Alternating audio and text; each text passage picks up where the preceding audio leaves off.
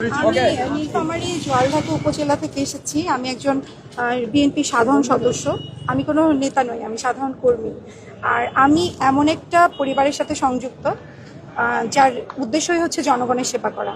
আমার শ্বশুর, আমি এমন একটা পরিবারের পুত্রবধূ যিনি 96-এ সংসদ সদস্য ছিলেন, 4বার মেয়র ছিলেন, উপজেলা চেয়ারম্যান ছিলেন এবং তার মৃত্যুর পরে আমার স্বামী বাংলাদেশের 25 জন মেয়রের মধ্যে একজন ছিলেন। যে সময়ে আমরা ভোট করতে ভয় পেতাম 2015 সালে, তো সেই সময়ে দেখা গেছে যে আমার স্বামীর উপস্থিতি এবং অনুপস্থিতি আমি সেই শূন্য জায়গাটা পূরণ করি। আমি দলের স্বার্থে কাজ করি এবং কর্মীদেরকে উজ্জীবিত করি। আমরা আসলে রংপুর বিভাগ থেকে দিনাজপুর, লালমনিরহাট, নীলফামারী জেলা তিনটা জেলার একসাথেই আমাদেরকে প্রশ্ন করা হয়েছে। আমাদেরকে সবাইকে একটা কমন কোশ্চেনই করা হয়েছে যে আমরা কেন মনোনয়ন চাই।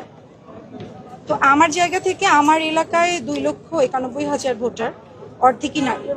তো সেখানে আপনারা সবাই জানেন যে নীলফামারী জেলাতে সবাই জামাত প্রার্থী। নায়াসিনামাইড ও স্যালিসাইলিক সমৃদ্ধ লিলি ফেস ওয়াশ যা ফেসের ডেড স্কিন সেল দূর করে দেয় দ্বিগুণ ফাস্টার ব্রাইটেনিং। জামাত এমপি হয়েছে, সেই জায়গাটা বিএনপির আসনটা শূন্য।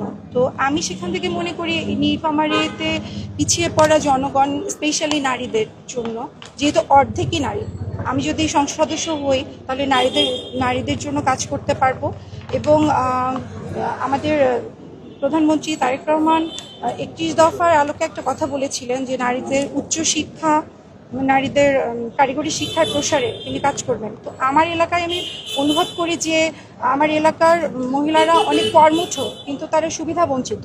যেহেতু আমার বাড়ি এমন একটা জায়গায় যে আমরা তিস্তা, চারালকেঠা অববাহিকা এলাকায়, তো প্রতি বছর নদী ভাঙন, শিক্ষার হার কম। সেখানে একজন তরুণ থেকে, যেহেতু উনি আমাদের প্রধানমন্ত্রী দেশরত্ন তারেক রহমান নিজেই একজন তারুণ্যের পরীক্ষিত সৈনিক, তো সেখান থেকে আমি তরুণ হিসেবে আমাকে যদি আসনটি উপহার দেওয়া হয়, আমি আশা করি আমি জনগণের কল্যাণে কাজ করতে পারবো ইনশাআল্লাহ।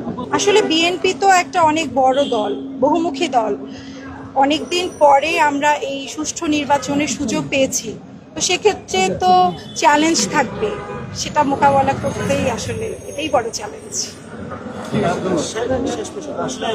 যারা স্থায়ী কমিটির মেম্বার, ইসলাম খান,